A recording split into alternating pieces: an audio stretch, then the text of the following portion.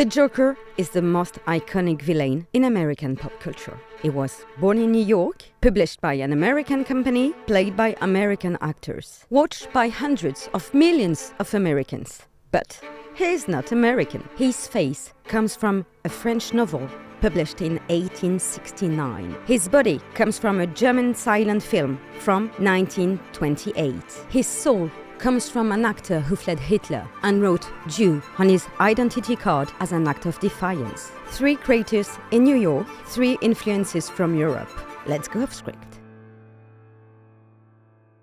Paris, 1869. Victor Hugo, the famous father of Les Misérables, wrote a novel that quite nobody knows. This is L'homme qui rit, the man who laughs. The story follows a young boy called Gwynplaine who has been kidnapped by criminals. They surgically carve his face into a permanent, grotesque grin. His smile isn't his anymore. It was put there by force so that the crowds would pay to laugh at him. He grows up performing his own disfigurement for money, a man in agony behind a face that never stops smiling. With this character, Victor Hugo was making a very specific point. In 1869, industrial Europe was full of Gwynplaines, workers maimed by machines, children in factories, the poor forced to perform their suffering for those who profited from it. Hugo was writing about what power does to people's bodies and how it then demands they be grateful.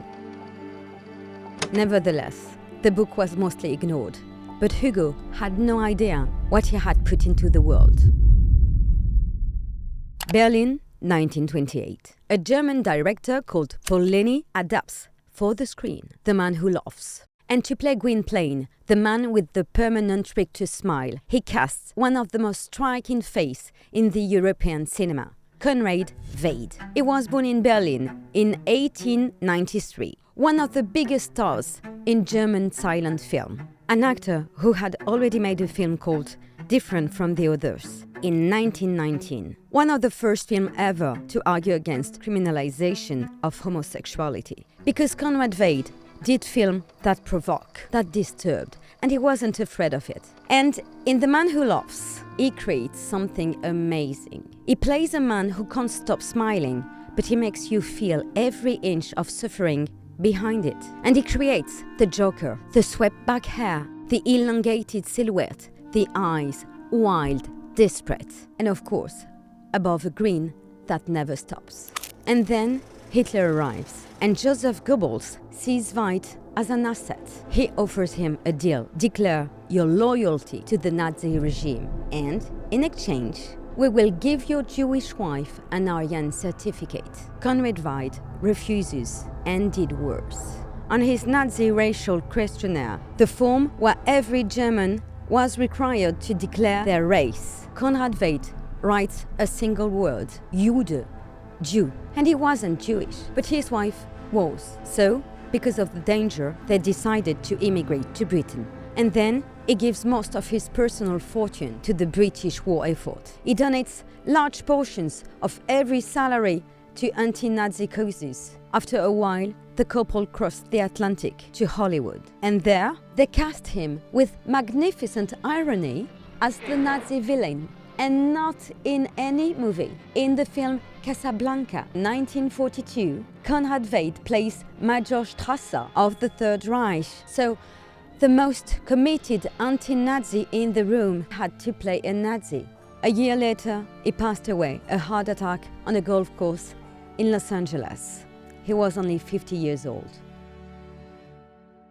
Back then, New York, 1939. 3 young men are trying to create a villain worthy of Batman. Bob Kane, Bill Finger, Jerry Robinson, a journalism student at Columbia University.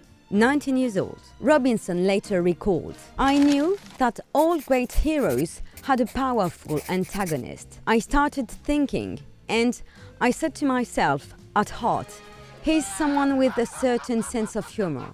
He's a joker." And I immediately associated that with the Joker playing card, the laughing face. So he sketches it. He shows it to Finger and Kane. Bill Finger looks, and of course, it reminds him of Conrad Veidt in The Man Who Laughs. And he comes back the next day with a book with pictures of the film. And Kane remembered. Bill Finger had a book with a photograph of Conrad Veidt and showed it to me and said, "Here is the Joker." The swept-back hair, the Richter's grin, the elongated silhouette, and the eyes of a man in agony behind a smile that never stops. All of it, Conrad Veidt. All of it, Gwynplaine. All of it, Victor Hugo. Then, on April 1940, the Joker appears in Batman #1. But the readers react differently than expected. The Joker works because he is not just a criminal. He is an image, a visual shock, a threat that looks elegant, strange, and absurd all at once. And this matters, because the early comics are not only building characters, they are building icons. Batman is order, Joker is chaos. Batman is control, Joker is excess. The fact that he is visually linked to Conrad Veidt gives him something deeper than a simple villain design. He gives him a historical shadow. But here is the strange part. The Joker, he was supposed to disappear. He wasn't supposed to come back. He was not supposed to survive the first issue. But the editor stepped in at the last moment, and they saved him. Because the public loved him. And once the public decides the monster deserves to live, that monster becomes very hard to kill. Ask Batman. In the early years of Batman comics, villains could be temporary. The industry was still inventing its own rules, so a character could appear and vanish. The Joker's survival changes everything. Because now Batman has a true opposite. Not just a thief, not just a gangster. No, a philosophical enemy. Where Batman uses discipline, the Joker uses disorder. Where Batman hides in darkness, the Joker performs in public. Where Batman's trauma turned into control, the Joker's trauma turned into spectacle. He is flexible. He can become anything the era needs him to be. In 1989, Jack Nicholson plays him as a flamboyant gangster, all purple suits and toxic laughing gas. The mirror of a prosperous and corrupt America. On the contrary, in 2008, Heath Ledger turns him into something colder, a nihilist who doesn't want money, who doesn't want power, who just wants to watch the rules burn. And in 2019, Joaquin Phoenix strips everything away and shows a broken man, failed by every system around him, applauded by dispossessed. 3 actors, 3 eras, and the same face underneath. The costume changes. The wound stays the same. The Joker never dies.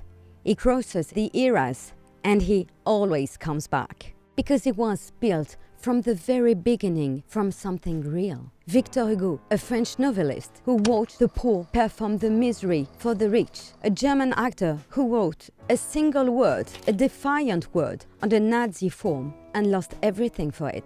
And 3 American kids in a room in New York who grabbed a playing card and a silent film and created the most durable villain in pop culture. As I told you, Conrad Veidt died in 1943, so he never played the Joker. But in a very real sense, he is still inside him. The smile survived the actor, the image survived the century, and the villain survived the story. And behind that frozen smile, we are not only looking at a monster, we are certainly looking at a part of ourselves. So America didn't invent the Joker, but America recognized him. That was History of Script.